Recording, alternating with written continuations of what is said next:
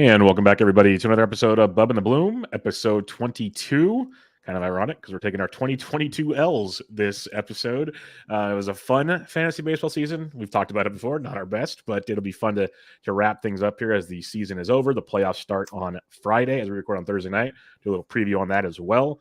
You can find myself on Twitter at BDentric, and my co-host is always on Twitter at RyanBHQ. Ryan Bloomfield, how we doing, man?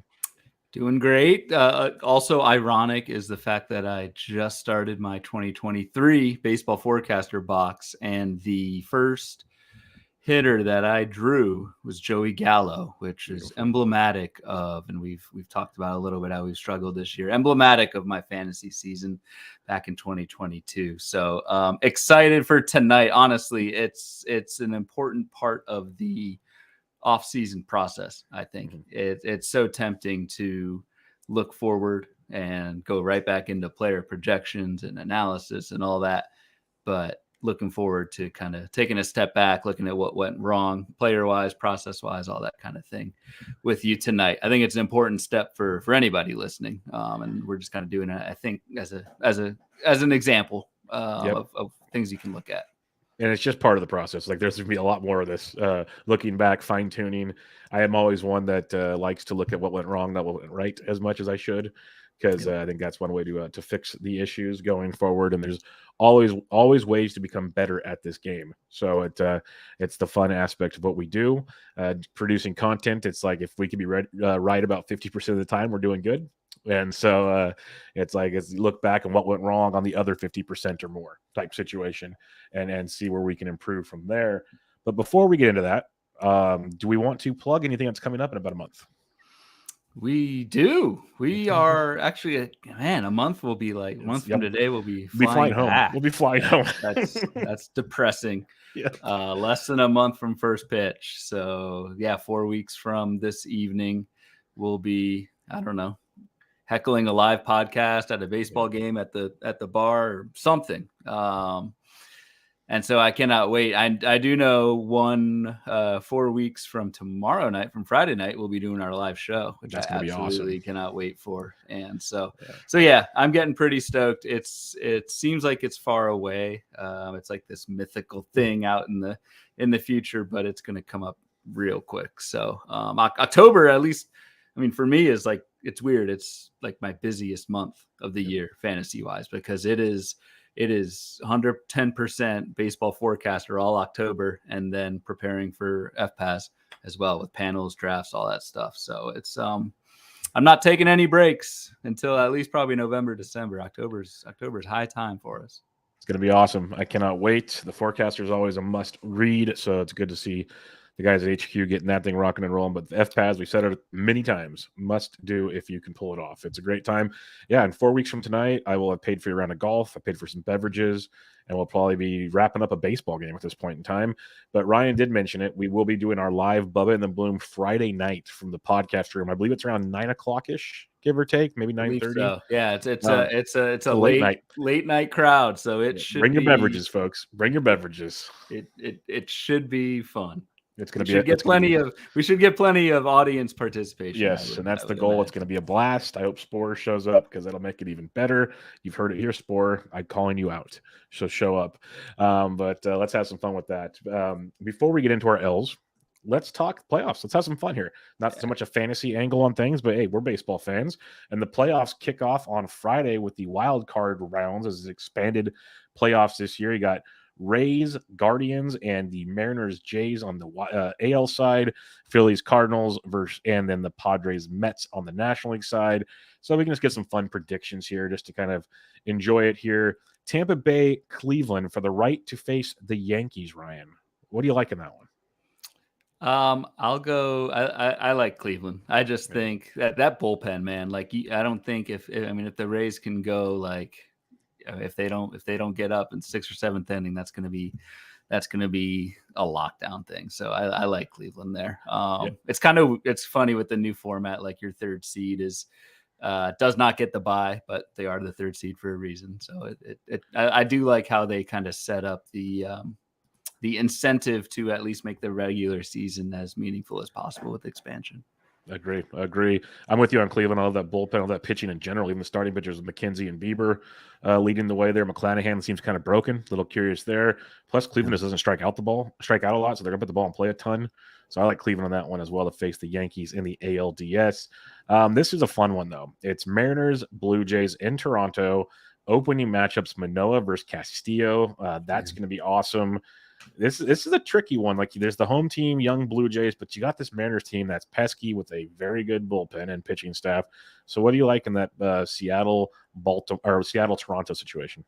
There's the heart pick and there's the head pick.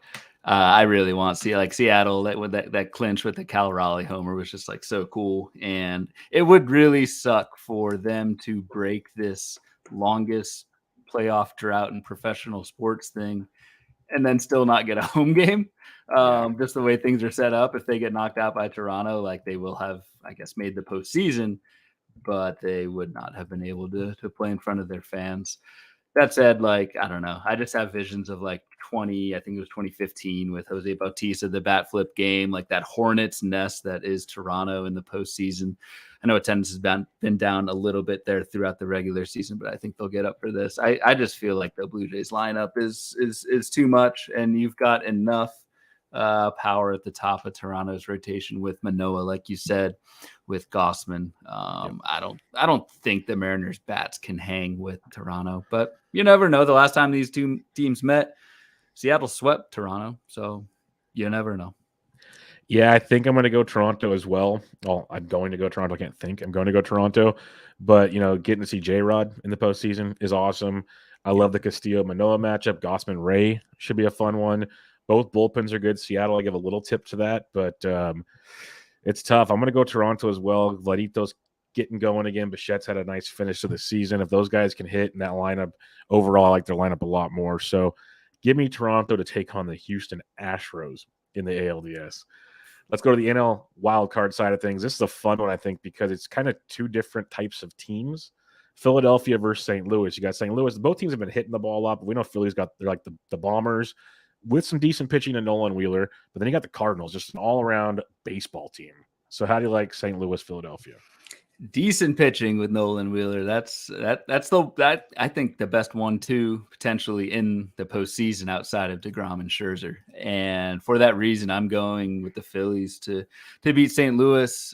St. Louis is a deep team, top to bottom, but they're also a team that's starting Jose Quintana in game one. I know Quintana has like a 2.93 ERA or whatever on the season, but I just don't know if they have the rotation depth to go up against Wheeler and Nola in a shorter series like this. So give me the 6th seed on the road. This is getting boring because we're taking a lot of the same stuff. It's because I'm with you on the Quintana part. That's the part that kind of scares me. Yep. It's like if I knew Flair was up to speed or if you could trust Waino and everything, but when you got Wheeler and Nola, who I'm just big fans of all around, you just need to win 2 out of 3. I think you can piece it together there. And I love the bats in Philadelphia to get to potentially Quintana and company. I'm going to go Philadelphia as well, but this out of the 4 opening series, to me, this is the toughest one to pick out of the 4 between these two. Some might say this is the toughest one, but it's not for me. At least I might be biased. San Diego, New York Mets. We kind of hit on this a couple weeks ago, looking at the long-term schedule. The idea of facing Scherzer and DeGrom and the rest of that Mets rotation is deadly. And I'm just not a believer in what the Padres are doing these days. They kind of, to me, snuck in to the postseason. So I'm going Mets. I'm just going to say it right now. I'm going Mets. What do you got in this one? Same. DeGrom, Scherzer. That's it. Yeah, I'll take my chances with that any day of the week. If I lose with that, so be it. All right, ALDS. We both have Cleveland versus the Yankees. Yankees, I've been saying it for a long time. I know other people have as well. Outside of Aaron Judge, his offense has been kind of pedestrian to finish out the season. And their pitching hasn't been as dominant as you would like them to be. Cole's been good, but still there's been hiccups. So this one's more up for grabs than I think people want to give it credit for. So Yankees and Cleveland, who you got? Cleveland. I like the pitching better. For the reasons you said on the Yankees, I just, for as good of a team as they've been, not peaking at the right time. Bullpen is in flux. Rotation isn't as good as it's been. Sucks to agree with you again, but I think Cleveland goes to the ALCS. I'm with you. I think Cleveland's a sneaky. Well, I don't know if you can say the third seed's sneaky, but out of all the teams like that people would expect to advance, I think they got a good chance to make a run here. So I'm going Cleveland as well. As long as McKenzie and Bieber can keep dishing, that's two outstanding arms to get you through series. And it's crazy to think that Aroldis Chapman might not even make the postseason roster. Like, just wrap your head around that right now. And potentially Kimbrel as well. Like, it's just what has happened this year. So I'm with you on Cleveland. We are just in sync so far. Toronto and Houston, I think, will be in sync on this one too. To me, Houston's just a juggernaut right now. Yeah, I think they take Toronto down. The depth of Houston's rotation and lineup is pretty damn hard to compete against. The one thing, like with Houston, I just Yordan Alvarez, I just wonder how healthy is, like how productive will he be in the middle of that lineup. But I think that's good enough to take down Toronto. This is Kyle Tucker's time to really remind people how good he is. Yeah, it's going to be Mr. 25-25 that no one really knows about. It's so funny and it's funny. We talked about it a few episodes ago, and now I've heard him mention on a few other shows, and people saying the same things. Like, no one's talking about him. He's like a 30-30 guy. And I'm just like, well, apparently everyone's gonna start talking about him. So here we go. But it's good. Houston, Cleveland, ALCS. We are both on. All right, Philadelphia, Atlanta. Atlanta is fuego right now. I'm going the Braves. I'll go against you. I'll go Phillies. I don't think momentum is a thing going into the postseason. And again, I'm going to lean on Nola, Wheeler, and Bryce Harper can take over a series if he gets hot like that. So I'll differ. And I don't really like taking a wild card team to get to the CS just because they don't have that bye. Like, there's that 50% chance they lose in the wild card. But I'm going to go the top end pitching and go Philly. To be fair, for a while there, obviously, this is a new format. Wild card teams are winning the World Series a lot, so you never know. Different format for sure. We both have Mets, Dodgers in this one. I really want to take the Mets. I really do. The Dodgers are so good. It's not even my bias. I'm gonna take the Mets. I'm taking the Mets. I say the winner of this series will win the World Series. That's my. I don't think it's a bold call. It's just I think that's what will happen. I think both of these teams are built that way. I'm going to go Dodgers. They're too good. Too good. Yeah, unfortunately, you're right. ALCS, Cleveland, Houston. Man, we talked up Cleveland quite a bit here, Ryan. I'm still going to take Houston though. All right, I'm Cleveland. Okay, again, I hope it is. I'd love to see a story like that, because this was a team that was trading everybody, almost traded J-Ram, didn't spend money, and now they're like literally a legit chance to get to the World Series. Yep. That'd be cool. So you got Cleveland, I got Houston, and then you have Philly versus the Dodgers. Obviously, you picked the Dodgers. I had Atlanta versus the Mets. I'll take Atlanta. So I have Atlanta, Houston. You have Cleveland, LA, and I'm assuming you picked the Dodgers, you said? Yep. All right, so I have Atlanta, Houston. I'm going to take Houston in this one. No back-to-back for the Braves, but I would love to see an Atlanta-Houston series. I think it could be a lot of fun. I get it. I totally get it. Houston is in absolute. I actually have not seen the odds. I don't know odds wise. I can pull them. Where these squads rank. But while we talk, I'll pull. I would think it's Houston and the Dodgers, LA, Houston, the top two. I mean, it's got to be just mathematically, it's got to be the 4 top seeds, just because they get that bye. But yeah, that would make the most sense. Let's just look at. Do you want the odds to win the World Series? Is that what you're looking for? Yeah. All right, just give me a memento here, because it just reset my deals. There we go. Which team are you rooting for? I know you're San Francisco, but who are you actually just pulling for? I would be cool with seeing the Cleveland make a heck of a run. I'd be all about that. That would be fun. Why can't I find the postseason lines? This is going to annoy me right now. So I'll keep looking for this while we talk, and then I'll find it eventually. But yeah, this should be a fun one. I haven't, I'm ready for the postseason. I like postseason baseball. I'm hoping that we get the kind of series we'd like to see. I hope there's not any just complete domination moments, if that makes sense. Yep. But we'll see how it all plays out going forward, because all they have up is the game lines and stuff. I got to find it somewhere. Bad podcasting, but we'll figure it out here in a bit. I'm taking an L. Too, the other thing I'll say is it is the postseason for me is fun just because we finally get to take off our fantasy analyst hat and just watch baseball. I really don't watch. I watch games during the season, but I don't really pay attention that much to real teams. I'm so focused on my own teams, my own writing, podcast, that sort of thing, that it's nice to be able to just kind of take a break from all that while you're watching the game, or in my case, while I'm writing forecaster write-ups, and just be able to kind of be a fan and watch it through that lens. So I'm not doing any kind of postseason contest or anything. I'm just going to kind of sit back and that Friday where there's 4 wild card games, tomorrow is just going to be fantastic. My employer will probably disagree, but that's okay. That's the beauty of it, because it's all day long, like you said, and you get the whole cha-cha. So it's pretty sweet in that regard. I can't find it. That's annoying me. All right, I'm gonna take an L on that. Let's take an L on that's your first L, man. That's I got at least 5 more to go. Got at least 5 more to go. I'm gonna keep looking for them too. That's the fun part. But we got some L's number 1. Yeah, we got some more L's to take here in 2022. It's been a long season, a fun season as always, but we're going to go back and forth and talk about some of our L's. We probably won't hit on them all, but we're going to do 5 each. We're going to get to some of your guys that were pretty sweet as well. And then we will talk about whatever. Oh, hey, I think I found them. All right, here's your World Series odds. Dodgers are plus 340. The Astros are plus 425. Your longest odds are the Guardians at 35 to 1. What? Really? Yep. 35 to 1. May have to head to the book after this. I would sprinkle on that just for fun. That's interesting. Yeah, so I found that. You got that going for you. But there we go. I kind of remedied my L. Let's take some L's here for the fantasy baseball season. We'll go back and forth. We have some that are similar one way or another. We're just going to kind of spitball and have some fun. And as the off season goes on, we'll obviously dig in deeper on these when we recap different positions or different ways we do it.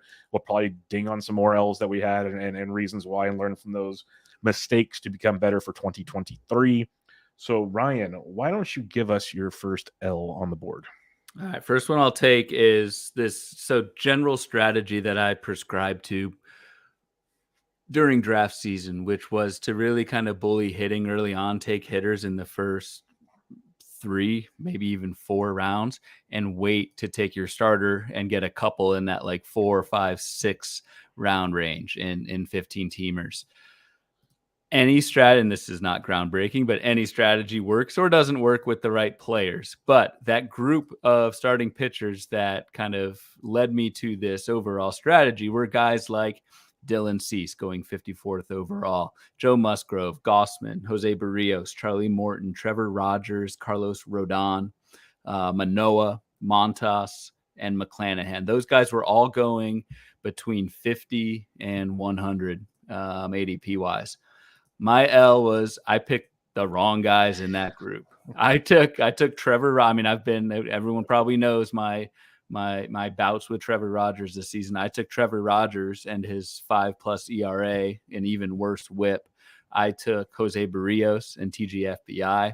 I took Charlie Morton in labor, which turned out to be okay in the second half.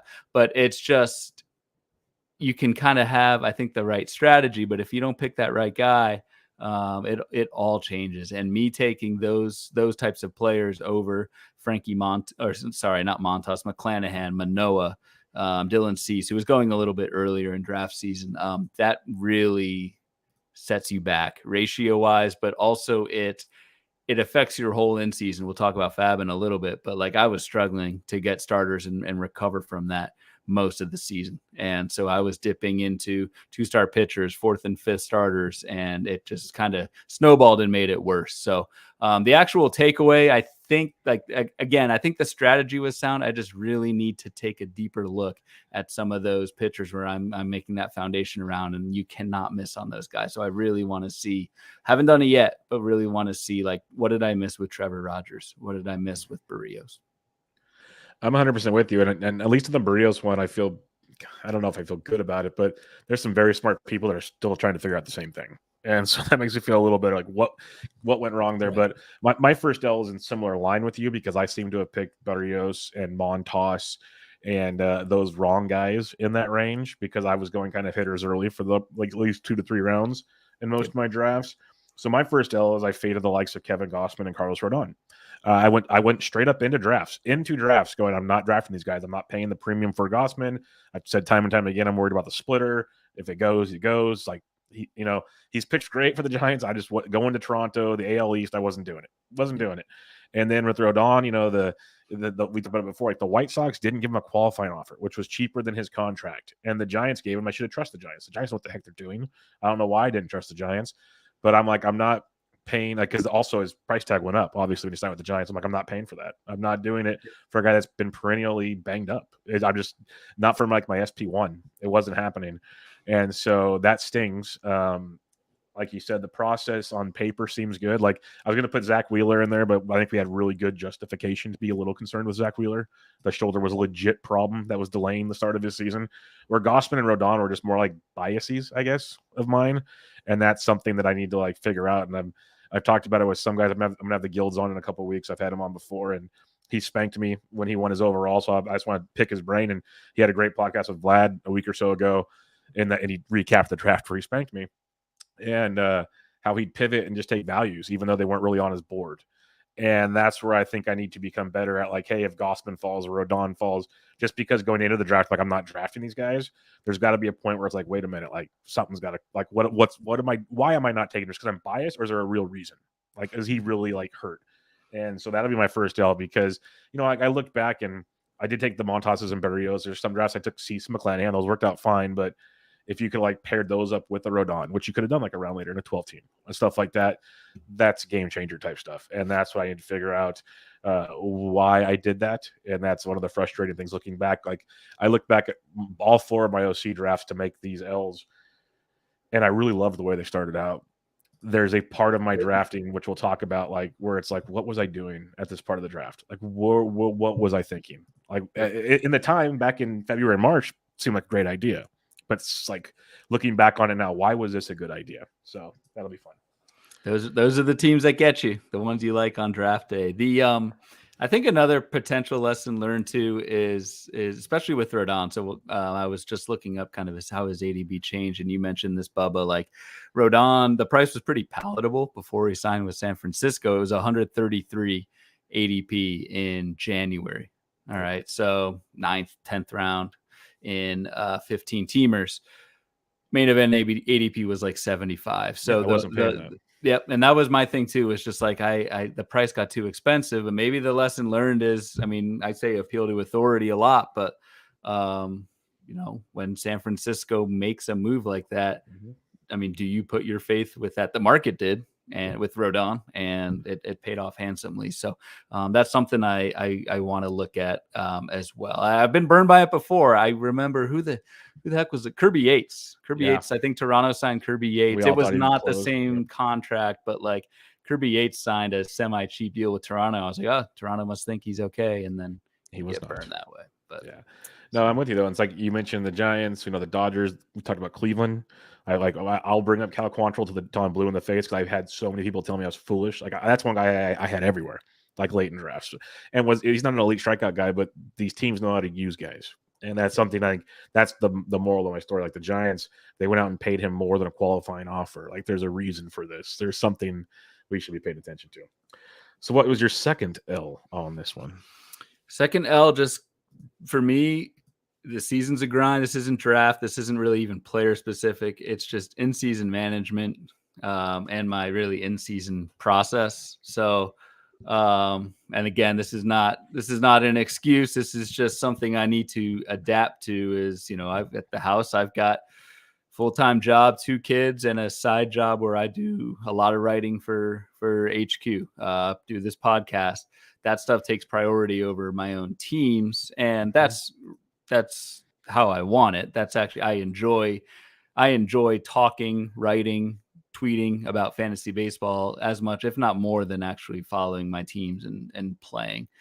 That said, so, with that assumption made, I don't have as much time to focus on my team. So what I need to do and really focus on is develop a better process in season. Do I, for example, like Sunday at 7:00, which is when Fab runs out here on the West Coast. For anyone with little kids, that is like the diciest time of the week. You just spent the weekend with your little ones, which you love, but you are tired. They are tired.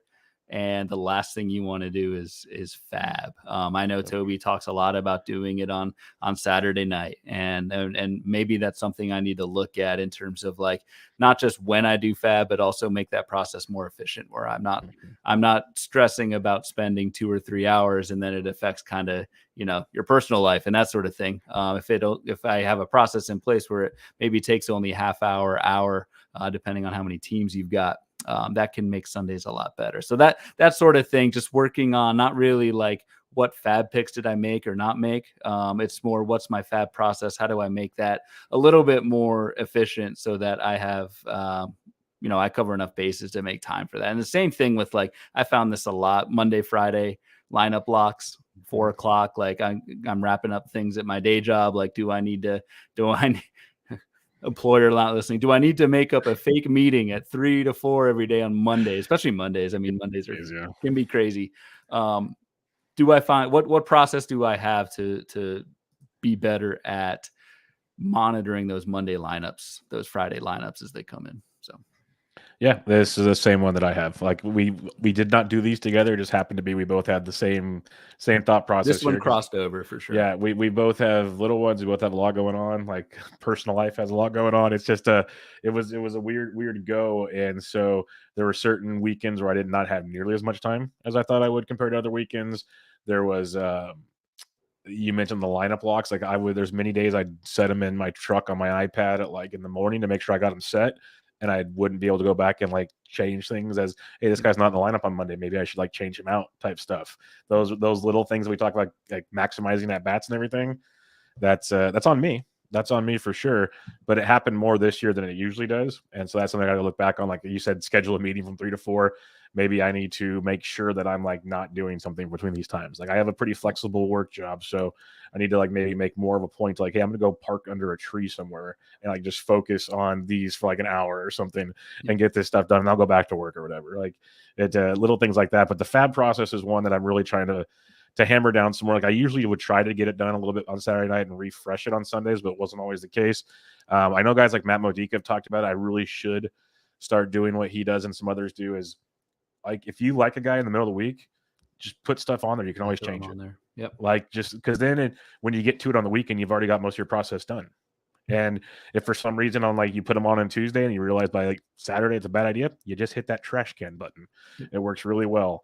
But that's definitely. And one thing too, like, cause I mean, I'm a big numbers guy and I've got all these spreadsheets and that sort of thing. I can do and people do this. They, you can download your NFBC standings. You can download weekly projections, rest of season projections, kind of marry all that together. And you can kind of get a list of who are the top free agents for specifically that week. I've got a spreadsheet that does that. It takes probably 30, 45 minutes for me to actually put together. Can I get that down to like 5 minutes where I just kind of click a couple buttons, that data shows up and it's quick and I can make my decisions quicker. So it's as much time management as it is just efficiency. Kind of analysis. Yep. Just efficiency. Exactly. And that goes into my last part on this deal is it's not just the fab, because I do waiver wire articles, you do waiver wire articles. Like we know who the top fab guys are to pick up. Like that's not so much the question. What I need to do a better job at is individually, team by team, what are my team needs? Like we talk about it when like Toby and I recap fab on Tuesdays. Some guys spend X amount on a guy because they really needed that for their team. Other people just spend on it because it's a shiny new toy, even though you didn't need it on the team. Like it's like as much as you'd like to have Gunnar Henderson, was he really necessary on your team if you picked him up? Like, was it worth spending the money for that? And those are the kind of things like to dig in, because you listen to some of these guys that are winning stuff that are really, really successful, especially the last month or two. They're literally looking at, hey, if I get like 7 saves, I can jump like 3 points. I'm just going to focus here while everyone spends their money over here. Little things like that can go a long, long ways. So that's something else to think about. Do you ever not follow your own advice? Because I do that all the time. Like I remember a distinct example this year. I wrote my fab column for HQ, had Braxton Garrett on the cover. It was a pickup Braxton Garrett. I did did not get Braxton Garrett on almost all my teams. And so it's like, what the hell am I doing? I try to follow it as best I can, but it's not always feasible for all my teams. But yes, at least my main targets that I write about, I try to follow. But there's a bunch that when they're like the non-main ones are the ones I probably should have picked up, and that's the frustrating part to say the least. Yeah. I mean, it's not intentional. It's just like I look back and I'm like, what the? Yeah, no, it happens. It happens. So it's a lot going on. A lot going on. Time management and efficiency, I guess, is the easiest way to sum that up. Maybe, and I always say, well, maybe it's cutting back teams. Well, I'm not going to cut back teams. I'm not going to be that person that tells you that. I'm not going to tell you. I'm not going to cut them back. I'm probably going to play even more this year. Notice I did not say that either. I'm not going to come out and say that because everyone will. I am not going to tell you that. I'm probably going to play more leagues this year. That's just the way I have to become better at taking care of my teams. That's a me thing. That's hilarious you say that because I'm not doing that either. It's so easy to say that right now and you hear it all the time. Because how much fun is it like in February when like Vlad puts out a thing or it's like, hey, let's go. You just, oh cool, I got free time tonight. Let's Yep. That's not on the table. I love drafting. I love the best time of the year. Best time of the year, and it's just the process needs. We've already drafted part of the team, Ryan. We love we're already one draft in. Partially. So we're not going to pull that one. That's not happening. Plus, like I enjoyed like live streaming my drafts. I plan on doing more of those this year. Like Ryan's done it. Like it's fun. You interact with you guys. Like I'm not giving that part up. That is not happening. So actually, you've already taken on a new team this year. So you've already added to the list this year. So that's bad. Actually, that's a good point. I am not only in the middle of a TC draft. I picked up a team in the XFL. We drafted it Dynasty League, Keeper League with DVR. So, and I'm auctioning that at first pitch. So it's like, if anybody wants to if anybody wants to come grab beverages with me, I'll probably be heckling in the back of the room because it's going to be highly entertaining to watch all of them. Because Ryan, basically, you don't have any resources in front of you. Yes. Not to get too far off, but like, the XFL, I've never done it before. I've watched it because I've gone to first pitch so many times, but yes, you cannot have a laptop computer. You get a printout, hard copy sheet of depth charts of the player pool. That's what you have to auction off of. So. I love it. In November, nonetheless. I can't wait. All right. Let's get back on track. I'm good at deviating from the track. What do you got for your third L on the season? As you guys can tell, when we talk about our L's, you could probably loop in like 7 more as we talk. So there's many more, but we have 5 kind of written down. So what's your third one? All right. So L number 3 was, and this gets talked about a lot, that kind of soft middle round closer cesspool. And it's easy to say, and you hear it all the time. I want to grab, quote, I want to grab one elite closer from the top, and then I'll speculate late on my second and third. The problem with that is in 15 team leagues, if everyone's doing that, there's only like 7 or 8 closers that actually fit that elite label, and it's very easy to not do that and get caught in the middle rounds. And so that's what happened in my main event.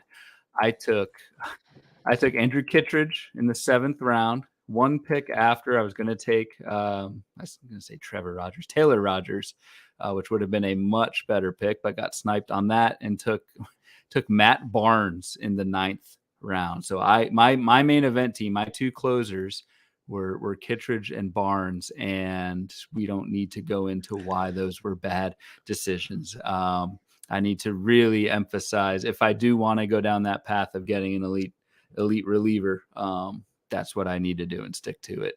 Getting caught in that middle tier of closers is rough. And again, I don't know what the ADP will be for 2023, but like it looks to be that same way, where the closers with the skills and the job, there's not many of them. Those guys are going to go in your first 4 or 5 rounds, and then you're stuck with that kind of middle group. And it's not a good place to be. This year it was Aroldis Chapman, Gallegos, Corey Knebel, Taylor Rogers, Kittredge, Scott Barlow was okay. Craig Kimbrell, Mark Melanson, like that's rough. And chances are you didn't do too well in saves if you fished in that pool.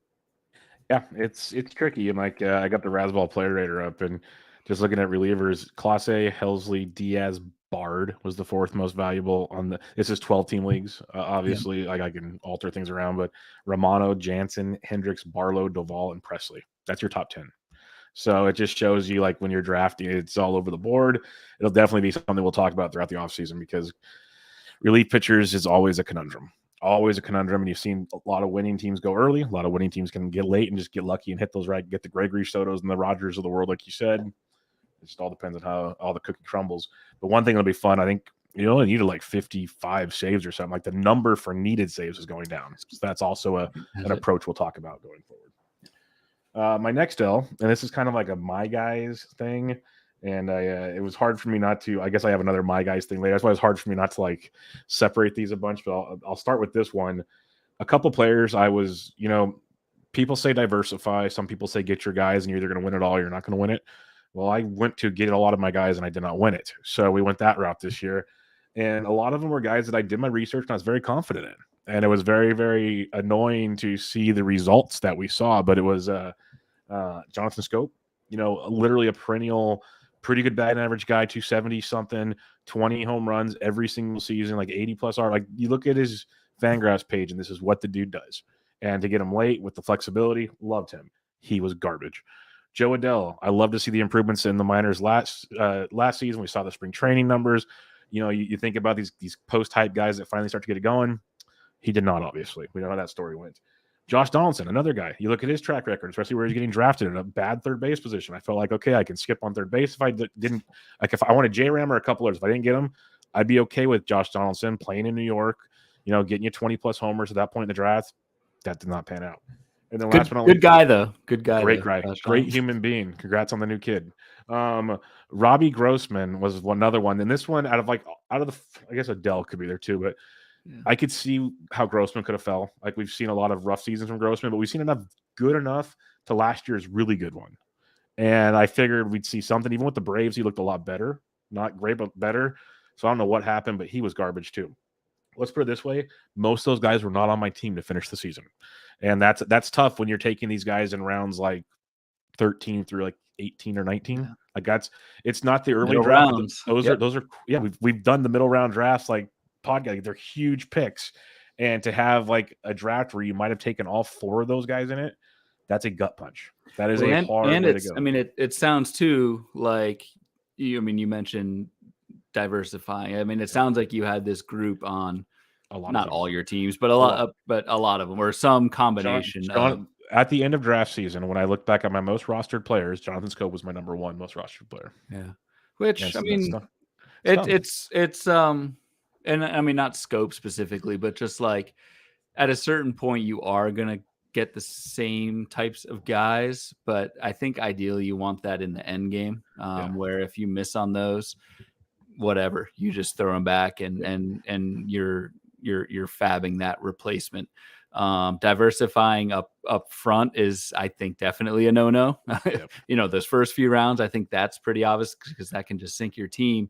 But Bubba, like you said, like middle rounds, it kind of starts to get in that gray area. But if you have that many misses in those middle rounds, that adds up so quickly. Yep. So that one hurt. That's something I need to go back in my process and be like, we've said is, how do I approach this differently to not have this issue again? I'll give you I don't have it in front of me. My middle rounds for my main event team. This will take a couple seconds to pull up. My main event team, I started, finished 7th place. Okay. I was like in 4th toward probably about a month and a half ago, and then kind of went down from there. But started out Mookie Betts, Mike Trout, Matt Olson, Sandy Alcantara. Pretty good start. That's a pretty sick start. Here's the middle rounds. Not sick. Trevor Rogers, 5th round. George Springer in the 6th. It's fine. I talked about Andrew Kittredge in the 7th. Erod, the ghost of Erod. I had a lot of Erod too. A lot of Erod too. Yep. Matt Barnes in the 9th. And notice, I mean, 4 of those 5 are pitchers, and whiffed on all 4 of those pitchers. And see, it'll be fun to go back and be like, okay, what hitters would have been available if I went pitchers early? That's one of those what ifs. It's all what ifs, but that's something I'm curious. Well, and like I took Erod before Pablo Lopez, before Chris Bassett. Why did I make that decision? I knew why it wasn't on Pablo Lopez. I still feel good about the Pablo Lopez one. That one surprised me. That's one of my later L, or maybe my next one. I don't know. Lopez fits into that bunch. Yeah. So yeah, those middle rounds, man. That's and diversifying it is important. I like that diversification in the middle. That's something I don't pay that much attention to. That I probably should. Yep, that's definitely something to look for going forward. All right, what's your number 4? What is my number 4? All right, so yes, this is the segue from Pablo Lopez, and this is something where like it's an L. How much do I take from it for next season? Like, how much do I say, oh, this was just kind of a fluky thing, and I don't want to adapt my process to account for it next season? But my L number 4 was not trusting starting pitchers that had injury or volume concerns. And that's always been my MO. That is why we talked about Carlos Rodon earlier. That's why I was off Rodon at the price. That's why I was off Justin Verlander off the price at the price. Though looking back, again, we talked about appeal to authority. If Houston thinks Verlander's healthy and pays him that much money on his contract, I probably should follow suit. Houston knows what they're doing. But other early starters that, if we go all the way back to draft season, Zach Wheeler, you mentioned Luis Castillo, Tristan McKenzie. I just, from the body type standpoint, didn't think he could hold up. We talked about McKenzie last week. Since the NFL started, he's been one of the top surgers in starting pitching. And then Pablo Lopez. So those guys with injury and volume concerns as a whole kind of did really well in 2022. But again, like, do I stick to my guns with that, or do I get a little bit more risky with starting pitching going into next season? Because I was fading pretty much that entire list of names. And if you take 2 or 3 of those guys on your staff instead of an Erod, instead of a Trevor Rogers, that's going to make a huge difference. So this one I'm still on the fence about. It's an L, but do I want to adjust? And you don't want to overreact to some of these things for next season. So it's something I need to think about. Well, I guess I got twofold for you. Is you've been very successful in the past, so is it worth changing on one season's outcomes? That's a question to consider. Don't it's so fresh for us right now. Should we not overreact? Type thing, and see where it goes.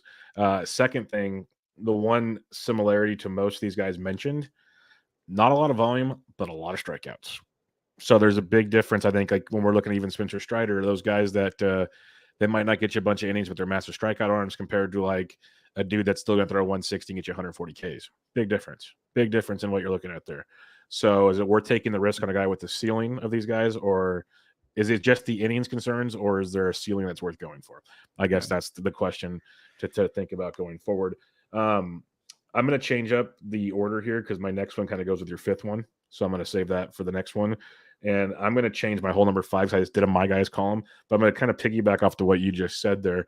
One thing I've already started to look into more is I've said it for years. Every year I get a little better at analyzing pitching. It's not my forte. Hitters are more my bag. One thing I need to do more in drafts, though, like you mentioned Erod, and that's like a thorn to me because I love Erod. I think he's a great pitcher. He's not a good fantasy pitcher. And I need to get over that because one thing I don't focus on enough is whip. Whip kills me. And Erod is Toby just drills it into my head to make fun of me. And it's funny because he's the nicest guy, so he doesn't make fun of me a lot. But he loves making fun of me for Erod because he's like, his joke is, what was his whip that game? 1-3-1? Because normal was like 1-3. It's always within like a bucket right around there every start. And he's not the only one, it's just the example we've been talking about. So I usually just focus so much on strikeouts and innings where I need to focus more on maybe ratios and getting a couple strikeout guys early in my drafts. Maybe that's changing my whole draft approach. That's something to dig in on more. But I think analyzing the depth of pitching, not so much just like, hey, this guy's really good, he should be drafted around here, but look at your team context and can you afford to have 3 guys with a 1-3 whip? Probably not. So like that's when you just like, you know what? The way the draft's going, I'm passing. We're not doing this. And that's kind of, I need to do more of that going forward. Marcus Stroman's another example for me on a guy I missed on this season that falls into that thing where the whip was really, you look at the shiny ERA, you look at the shiny ground ball rate. Well, ground balls have a much higher chance of getting through, especially next season, than your fly balls. And so like Stroman was an absolute miss for me because I mean, and the double whammy with that is the lowish strikeouts or just the low strikeouts. You combine that with the whip, and it's rough. So that's a really good point. It's a really good point. Thank you, Bubba and Toby, for drilling that. Because like I say, Toby's a great guy. I'm the sarcastic guy in the group. Like I'll throw the jabs. He's usually pretty quiet about that. When it comes to like Erod, I get that a lot. It's so funny. All right, what is your fifth and final one that we kind of share in a roundabout way? Yeah, kind of sharing in a complete opposite way. I on a lot of my teams ran out of fab in September, and I was totally hamstrung. And so I mentioned that main event team that was in fourth, 4 to 6 weeks ago, dropped to 7th or 8th. That's the big reason why. I just September hit, and I think I had like $12 in fab, which is way too much, or way too little, way too much spending. I need to, and I've gone back. So how did I get to that fab? Did I overspend? Did I spend $400 on somebody, or did I spend $300 on a couple guys, and that just tanked it? That's not what happened for me. And this is, I'm pretty conservative in general, but what happened to me was it looks like I made a lot of just $20 to $30 overbids throughout the season. And that stuff over 26 fab periods absolutely adds up. The one name that always sticks out, the fab bid that I just totally whiffed on, was Zach Logue for Oakland. I think it was a 2-start week. Loved the park, had some decent AAA numbers, I believe, at the time.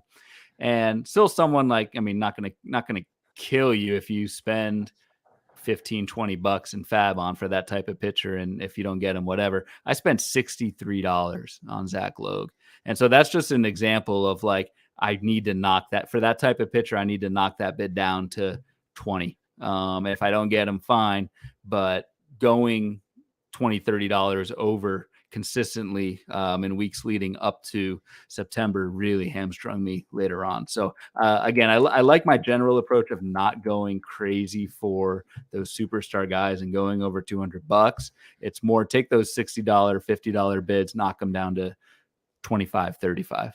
And I need to get better at that. Like the easiest thing I could say from my fifth one, because it is fab related, is just be better at fab.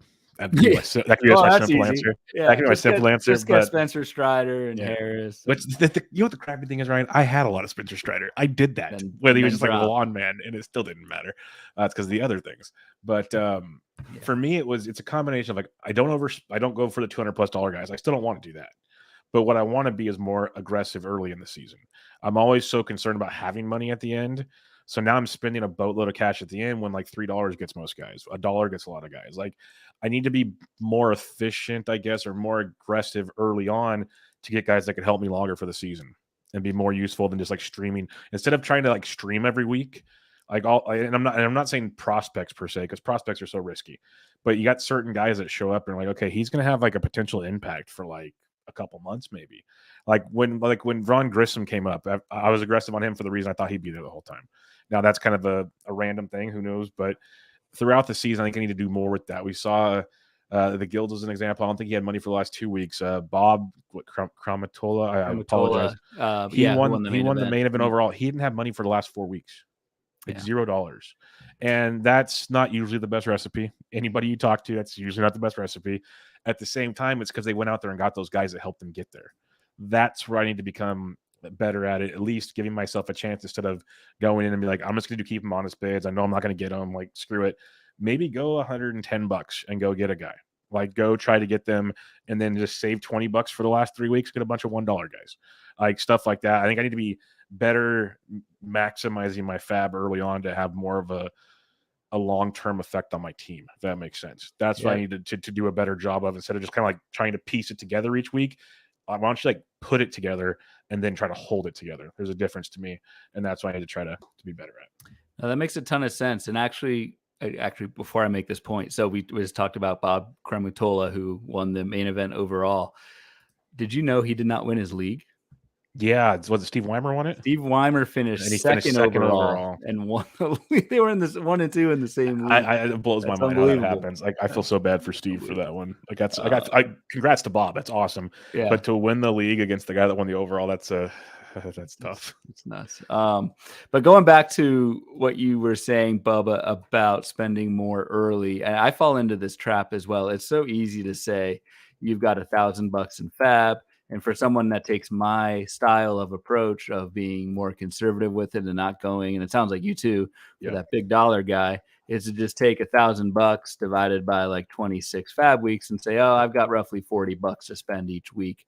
It's not really how it works, because you're not factoring in like how your league is going to spend either. So in addition to just those wins you get early in the season, you keep that player longer.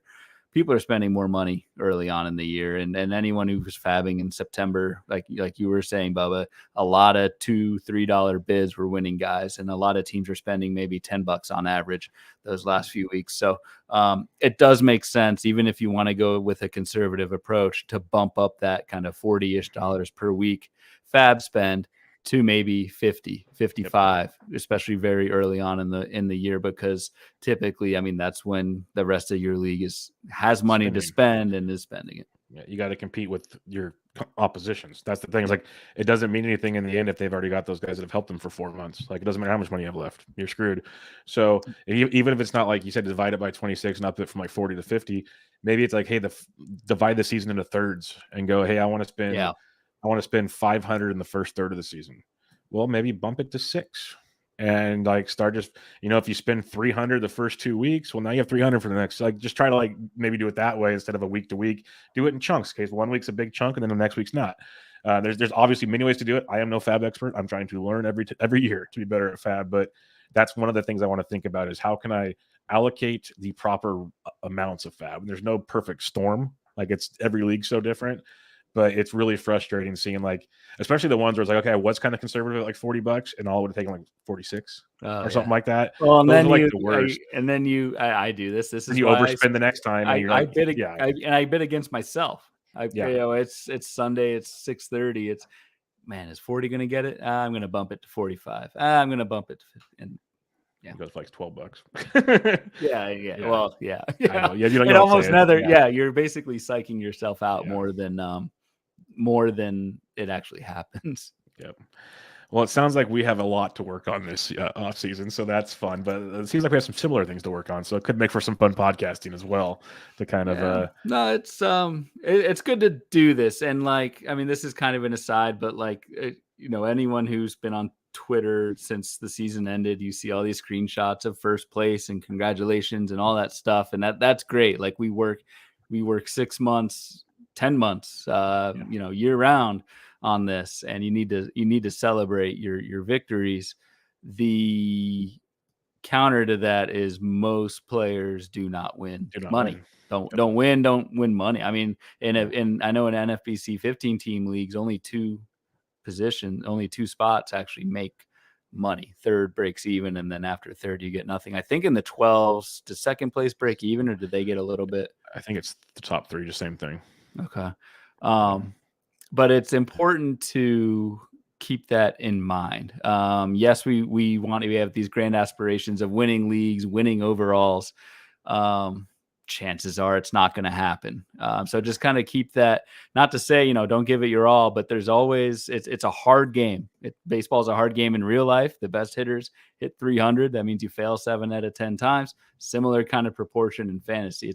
It's a difficult game. And if you're not constantly kind of going back and looking at things you did not do right, it's not fun to do, especially, I mean, publicly. We're doing a whole podcast about all the things we got wrong, and then we're going to say, hey, listen to us all draft season, and here's our picks and that sort of thing. We got plenty of things right, but it's just as important, if I would say even more important, to focus on what you got wrong, just so that you can improve yourself in your process.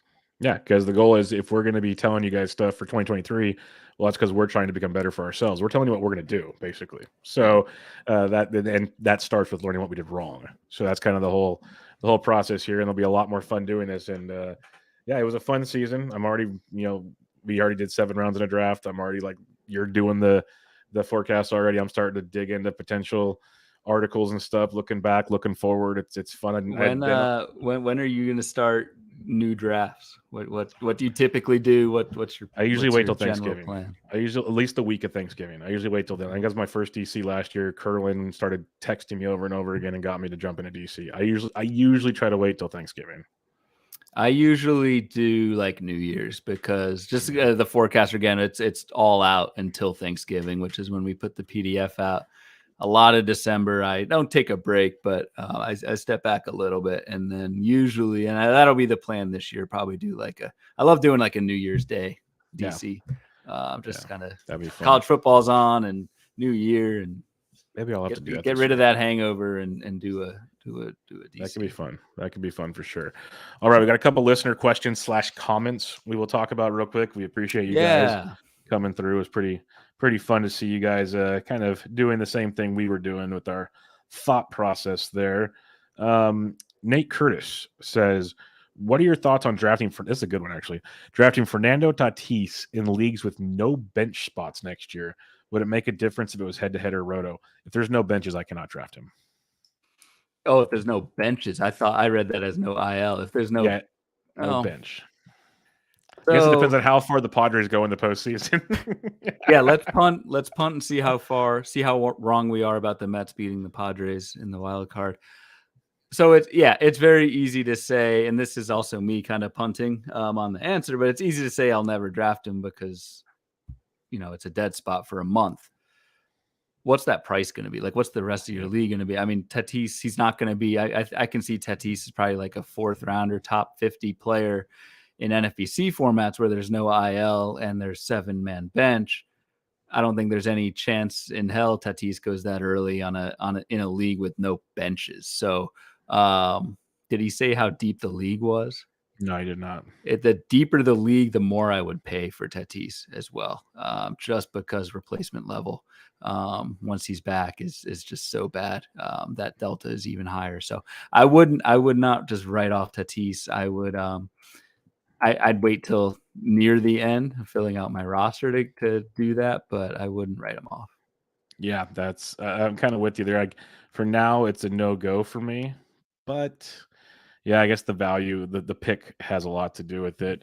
So yeah, it's a tough one for me. For now, I'd say no. I'm going to say no. Next up on the docket, we have our buddy Ben Ted, who finished 3rd overall in the main event. When are you guys going to jump into your first draft? Kind of just hit on that. I usually wait till around Thanksgiving, outside of the one we already did, obviously. Negative 2 months ago or negative 6 weeks ago, but yeah. And then he says, how about you take a look at this? They already started the draft champions. They're already filling up the loggy. And this year, $40,000 grand prize, which is higher than it's ever been. All right. Richard Sands says, shall I put one he's super embarrassed about? In my 10-team home league with 2 keepers for 2 years, I dropped J-Rod when he was terrible in the first month. I will still have Trey Turner and Vladdy, but Julio might be a better keeper. Probably also cost me a first as I finished 1 point out of the top. That's rough. Rich. That'll happen. Kudos for throwing that out there, though, Richard. That stings, and also appreciate you listening all year to us and to Toby as well. It sounds horrible, right? J-Rod in a keeper. 10-team league, 2 keepers. Your other 2 keepers, Trey Turner, I'm probably keeping over J-Rod anyway. Vlad, I'm not, but it's close. So it's not like as bad as it sounds, except until that last sentence where you lost 1 by a point. point. That's rough. That makes it a little extra. Oof. But yeah, that's what happens. In a 10-team league, the defense. Julio was pretty in a 10-team league for bad in April. There was that kind of not narrative. It was happening. A bunch of called strikes, bad pitch, that weren't strikes. Julio Rodriguez had 0 home runs, 6 RBI, and hit 205 in April. In a 10-team league, that's really, really hard. And to be fair, for anybody that's followed the Mariners, he was giving you Jared Kalenic flashbacks. And you've got okay, what's wrong with Seattle in terms of them not being able to develop their top talent? I don't know. It happens. Torres, our buddy at Torres all he did was put a GIF of Joey Votto. Because he thought of flop this year for sure. Yep, I took Votto in mixed labor, and I just bought into he's a Hall of Fame hitter. He had a legitimate change in approach that totally worked in 2021, and Votto's the type of guy where I'm buying into that. And 100%. I don't know. He was hurt this season. Don't know how much that played into it, but a pretty big L for me as well. Yeah. Those Votto and like Nelson Cruz quote unquote value picks, those went out the window quick. Also took Nelson Cruz in labor. So yeah, I took Cruz in a couple. So yeah. Joe McHugh just put a gif of Jose Barrios. We've talked about that already. That was we were on board with that one. Corbin Young, Mitch Keller, maybe too heavy on pitching early with duds of Nick Castellanos, Avisel Garcia, not enough stolen bases. So he took pitcher later, basically. But yeah, Mitch Keller got him. Yeah, but didn't finish strong. Didn't kill you, and finished pretty strong second half. If you whiff on Mitch Keller, I think that's okay. It's at a point in the draft. I forget what he was definitely a helium guy towards the end of the draft season. But I mean, if that type of pick hits, that's game changing. So I don't know. You're gonna miss on guys going that late in drafts. Our buddy Derek Rhodes, who does a ton of best ball drafts before the season, he just tweeted us a picture of his top 4 roster players, and 3 of them were Dan Straley, Dakota Hudson, and Zach Thomas. He wanted to make a point that didn't help very much. The funny thing that I saw when I saw this is he did not circle Nick Martinez. Yeah, Nick Martinez. I was like, wait a minute. Why didn't I think he's a circle, but I think Derek plays a lot of, but yeah, like you said, it was best ball. Yeah. And Nick Martinez actually got like a good number of wins and saves and ratios to where like it makes sense. But when I first read that, I was like, well, I'd also put a circle over Martinez, but best circle ball, the whole thing. Just circle the whole damn thing. Yeah. Our buddy at Papplebeast, Jay Tazawa, X going to give it to you. He put Trent Grisham with the Team America puking gif, which is Trent Grisham was a very frustrating one for sure. One of the that's not an L for me. I have been off of Grisham for a while, but yeah, tough. Andy Splinter, who had a great season this year in TGFBI, I know there's a kudos to you. He said he drafted Luis Patino in the 16th and held him through the end of July on upside. Yeah, that hurts. But he wants to know what are our thoughts on his role in the future. I mean, Tampa, I have no idea. I'm not the combination of murky role, not much volume at all with the injuries and the walks. I mean, Luis Patino had a -2 strikeout minus walk ratio in 20 innings in the majors, 13% walk rate, 11% strikeout rate. So like, I just think the name value, the prospect pedigree value, which that's there, is going to be more than Patino's actual cost, especially once you factor in the role ambiguity with Tampa. I don't know. And the biggest thing that was frustrating with me, even last year when he was pitching more often, and then Jason Collette, who obviously follows the Rays a ton, started talking to me on Twitter about it. Patino needs another pitch because he cannot get lefties out at all. He's not fooling anybody with his secondary pitches when they're left-handed. So he needs a third pitch very badly, or it's going to be a long time for him. That's going to be a problem. Richard Sands, he must be listening live because he commented, Thank you guys. Made me feel better. You nailed it. I was thinking of Kalinick when I dropped J-Rod after that first month. You guys rock. So, yep. We know we play this game. We get it. There's receipts. There's anti-J-Rod receipts around May 1st out there. And then in the chat here, our buddy Joe Arico, who had his first full season of doing content. Kudos to you, Joe. Yes. He mentioned, I'll throw out my biggest flop. I predicted Kikuchi for AL Cy Young this year. I thought Pete Walker would turn him around like he did with Robbie Ray. Woof. I didn't go as far as AL Cy Young, but I was definitely a believer in the fact I thought they'd turn him around. I'm with you there. 100% with you there. Kikuchi and TGFBI. So, yeah, someone that was on my – I don't draft people that are not on my target list. So, I saw those reasons too, Joe. That made a ton of sense to me. And not only did it hurt fantasy, but it also hurt, Joe, your Rays, your Jays. So they could have won the East. Who knows? And instead they're going to lose to Seattle. So that's I think you guys need to bet. That's going to be rough. Throw it out there. But All right, we're gonna wrap it up there, my friend. It's been fun. Unless you got final thoughts. You got final thoughts? No, that's a good point. Joe's going out to first pitch, so maybe we will do a little side Toronto Seattle thing. Yeah, we'll talk soon about that. That'll be fun for sure. But it was fun reliving some L's. We have other positive things to go, but there's a lot of looking back is what went wrong and how to fix it. And we'll be doing that as we review positions and do other things and mix and match and hit some fun parts going through there. But it's been fun. And playoffs start on Friday, 4 wild card games and much, much more. So make sure you guys check out Ryan on Twitter at RyanBHQ. I'm at BDentric. You guys have a great week, and we'll be back with you guys next week with another episode of Bubba the Bloom. Catch you guys later.